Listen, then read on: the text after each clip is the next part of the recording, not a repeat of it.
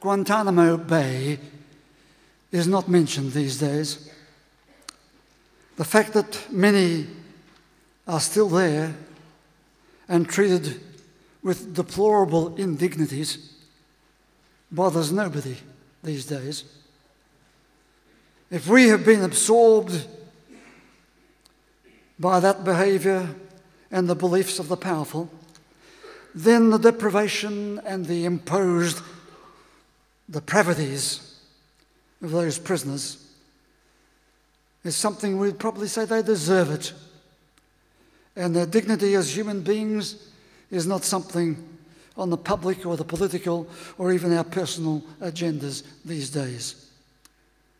And yet when military powers are so precise in war, can wipe out a whole village with one or two missiles, surely we might wonder why they don't take all those prisoners out and shoot the lot of them.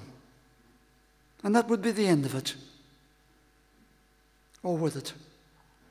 There would probably be an outcry for a day or two that this was terribly inhumane, against the charters of human rights, damaging to the dignity of any nation, that some kind of morality is still to be reckoned with these days. Or is it? In all of that and more, we look for someone surely to stand up, stand upon their feet, head and shoulders above all of that, above all the fields, the killing fields, the barbarism of so many regimes, the genocidal determination of so many men in power, the disregard of those in crowded cities or even the scattered outback who have never been given the small luxuries, if you like, that are commonplace in the huge cities and the well-to-do populations around the world. They're there, and we leave them there. Is there not someone who might stand head and shoulders above it? When such practices prevail, not for 2 or 3 years, but for decades, where people are subjected to conditions of relentless brutality. Is it an idealistic pipe dream to wonder if there could be just one person somewhere who would stand upon their feet, head and shoulders above the gross indignities that we read about, hear about, and watch on our television screens every day? Well, up stood one person, a relatively frail little woman, Aung San Suu Kyi of Burma or Myanmar. Her dignity, her composure, her astonishing strength in the face of all the brutality. So we see it is possible. And the text we read today seems to be relevant. We ask that God, by his good presence, may strengthen you with ample power to meet whatever comes with fortitude, patience, and joy. By whatever religion, let that be a little bit of an expression of our best humanity.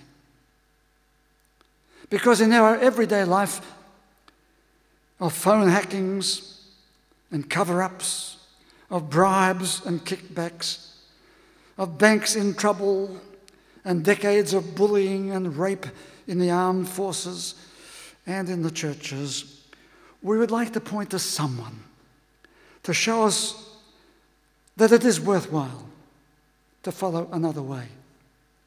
We might even wonder about the place of Jesus of Nazareth. But when he asked his closest followers, "Who do you think I am?" they didn't know. And soon he too was subjected to a range of humiliations and indignities, which our humanity still is all too ready to practice. And his disciples, when the chips were down, they vanished. Later, some put their heads up and wrote of their account of things. And subsequent generations then have taken their words, as we do. Sometimes they've taken them as justification for more violence, more murder, more discrimination, and more indignities. Others have taken the writings as a way to a better humanity, as a way to a better way to live, as a way to enhance each and everyone and their potential. And so I regularly ask myself, are we doing anything to bring this about? Why do I encourage you to come here every Sunday? We know that people behave so badly at times in themselves. They slip their ideal identity or their ideal self and lose their dignity. You've seen it, done it yourself.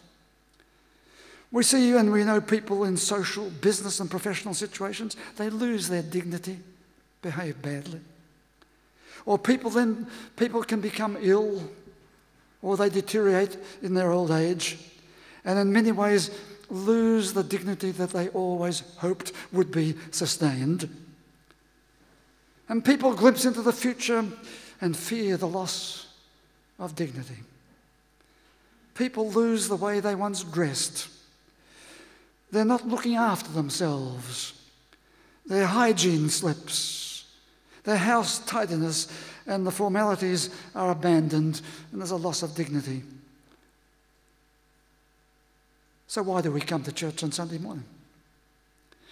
We are here, I hope, because we want to reaffirm our identity as people of worth. We're here because we want to join with others in lifting our own and other people's dignity.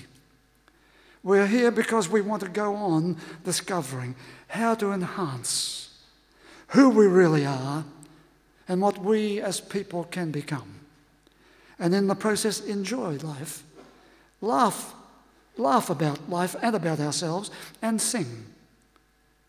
Even in difficult times, even in our dying times, find dignity, the dignity that is important.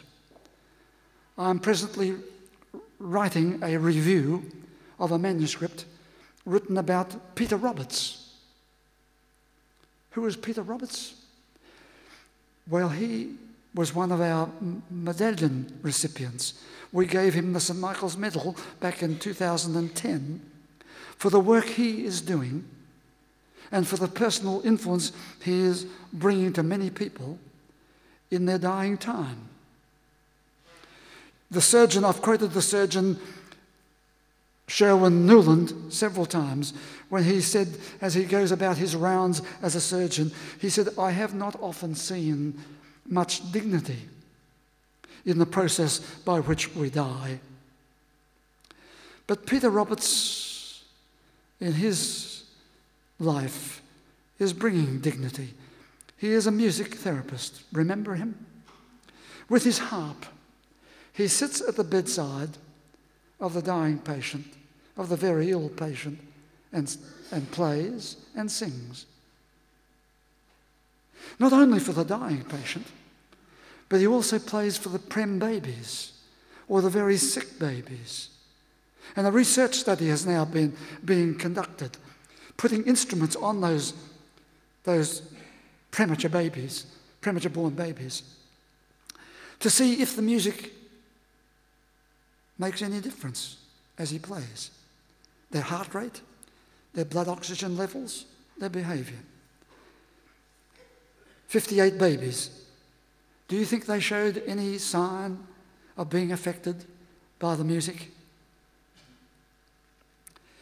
And what of the nurses and the parents? Some babies didn't like the lullabies that we often think should be sung for babies. They didn't like it at all, but they did like other music. And one nurse, on a very stressful day, she said, we were having a terrible day. 9 babies. One on a breathing machine waiting transfer. Only 2 staff. And then one baby starts to fit. We were so overstretched. But then Peter arrived with his harp. He found a corner and played. It was wonderful, she said. Helped clear the head, slow the pulse. Felt like we were being wrapped in a blanket of soothing. The manuscript quotes the words of Coleman Barks, who's actually spoken here in this church. Let the beauty you love be what you do. There are hundreds of ways to kneel and kiss the ground. At times of dying, it is often expected that ministers and priests will come and talk their stuff and pray. As I read the manuscript about Peter Roberts, I think that his music and his presence does more than many priests and ministers doing their talking and praying in those sad and stressful times. One woman, after he'd played for her, said, "That was beautiful. I really could go to sleep and go to heaven. It was so tranquil. I wish you could just play me away," she said. There was no need for us to think of heaven after dying. She was experiencing her heaven as she listened and lived her dying as he played. The aged and distinguished Polish conductor Kurt Mercer said, "My father told me, I don't want you to compromise, but be careful. Find out who you are and what you really believe in." And Kurt Mercer said, this was for him good wisdom. That your experiences of bad things, good things, your own mistakes, your shame, if you've built up a good knowledge about yourself, you get to have not only dreams, but visions of what is yet possible. And music can help. Music can help you survive the worst things. No conductor, he said, is greater than the great composers. We are just the servants. Of course, we should be servants with all the passion we have. So while it is interesting, I think, to hear how others get their lives together, the task for ourselves is not quite so straightforward. And so my advertisement in the paper yesterday said, from childhood through to our older years, we are quarrelling with ourselves and with others. Is this really what I want to be? How do I keep my dignity when people get into my soft edges and I start skidding into destructive behavior and those unruly emotions of anger and resentment, of self-righteousness and self-reproach come up right in front of me? Families, marriages, our many social places. There we insist and we demand and we assert. It's our dignity. It's our image. It's our right. And the very thing that we say we are going to defend, we start to lose. Loss of dignity.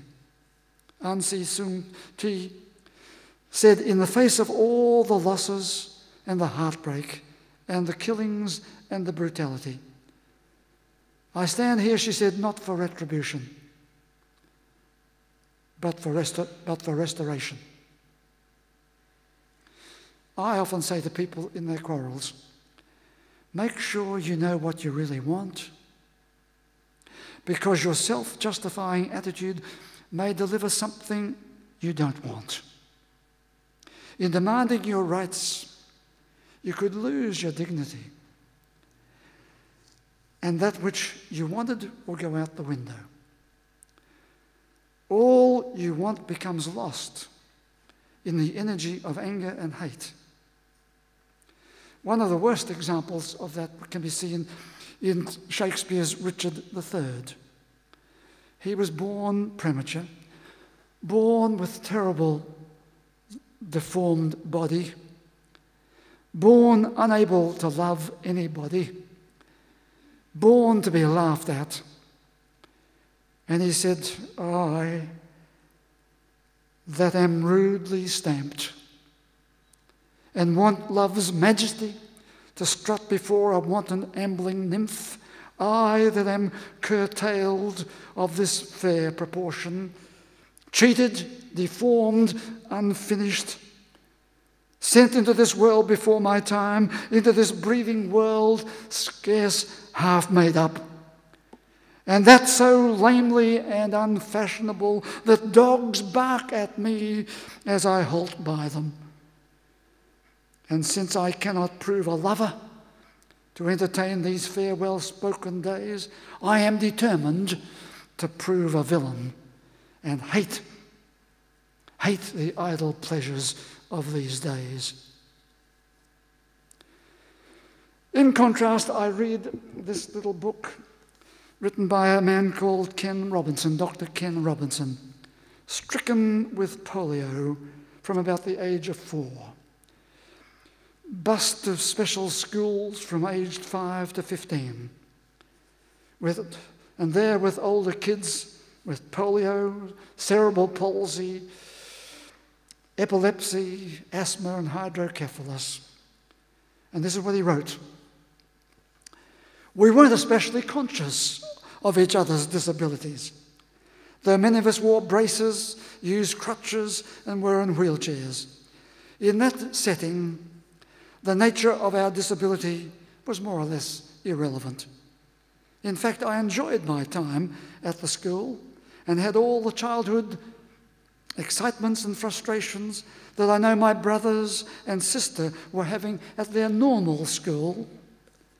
If anything, I seemed to live my school and liked my school more than they liked theirs. And I like the dedication in the front of his book.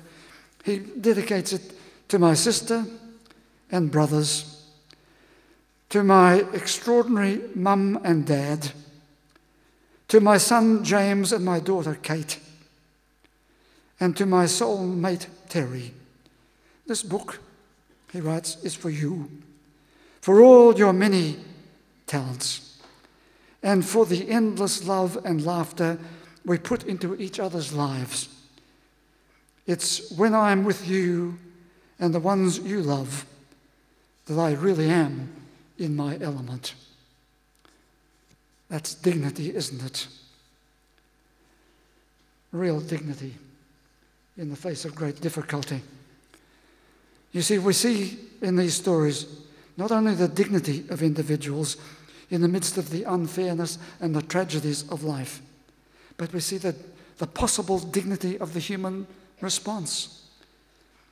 Yes, indeed, life does deliver some people a bad hand, lobs a huge indignity upon us, and then life can open up a different meaning of what the dignity of life can be.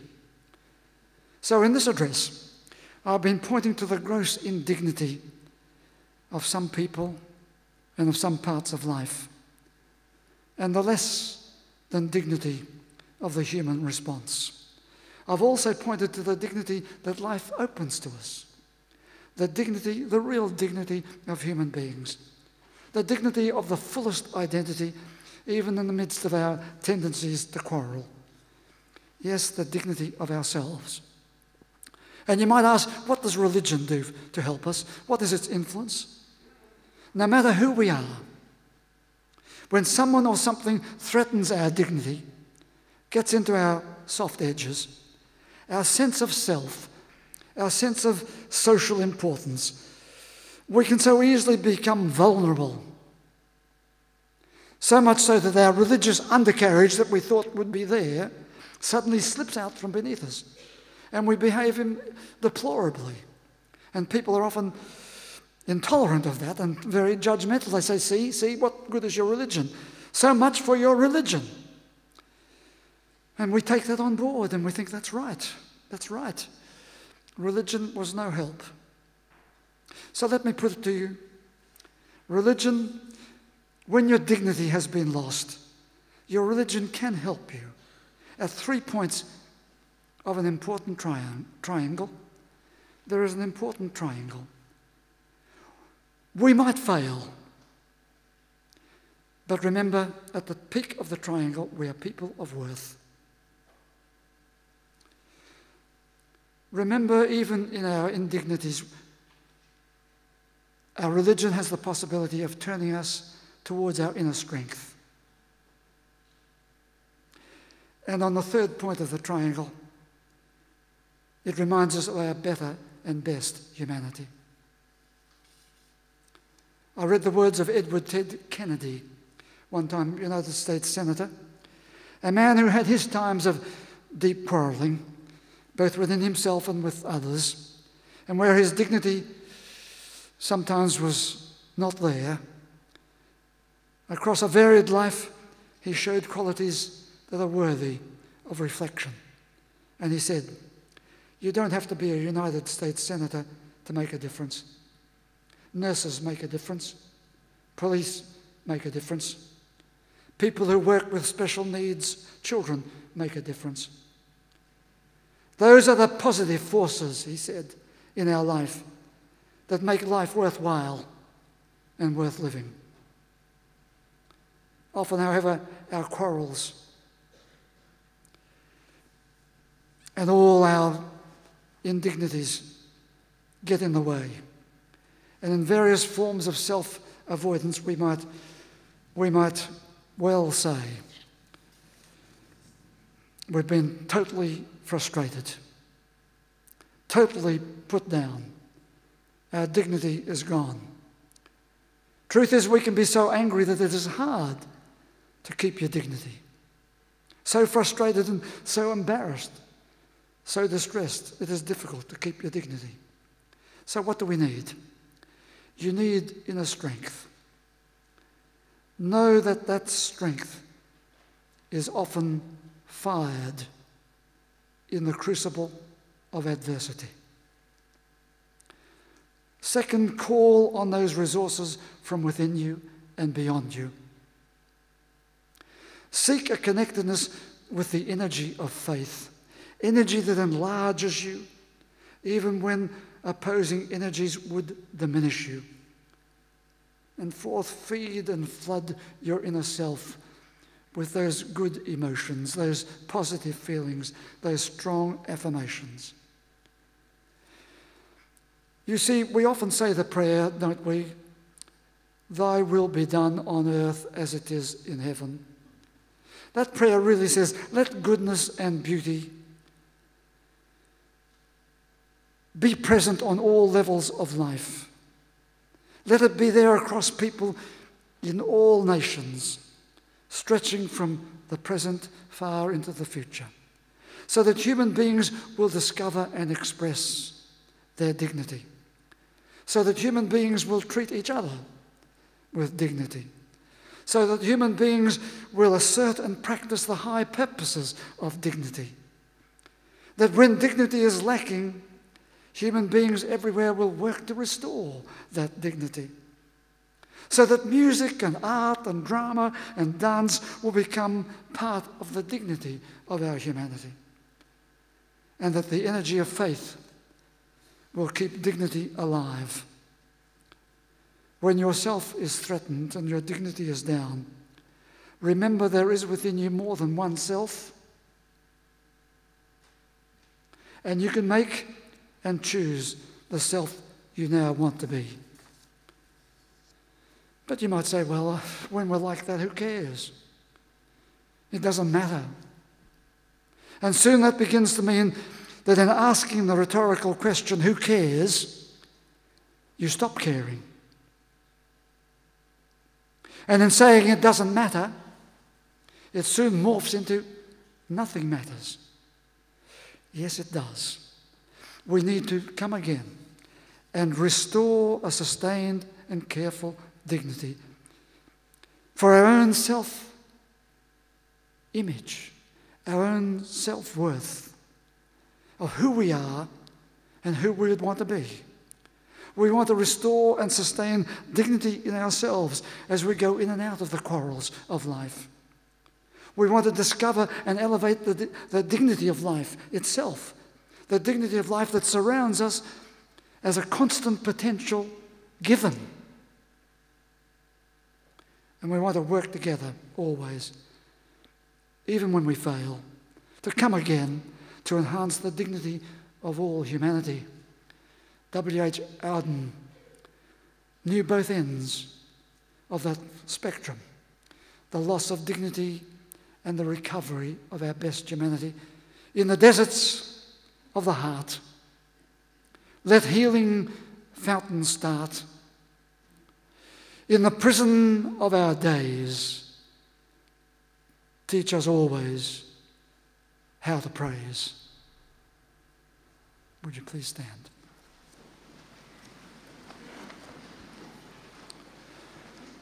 And would you say with me, Our Father, who art in heaven, hallowed be thy name. Thy kingdom come, thy will be done on earth as it is in heaven. Give us this day our daily bread, and forgive us our trespasses, as we forgive those who trespass against us. And lead us not into temptation, but deliver us from evil. For thine is the kingdom, the power, the glory, forever and ever. Amen. And the blessing, would you pause for the blessing? May the God you see in all the colours of creation arouse in you a sense of awe and wonder. May the God who is a sacred presence be real to you. May the God who is a source of inspiration and courage keep calling you forward. May your God go with you and bless you today and always.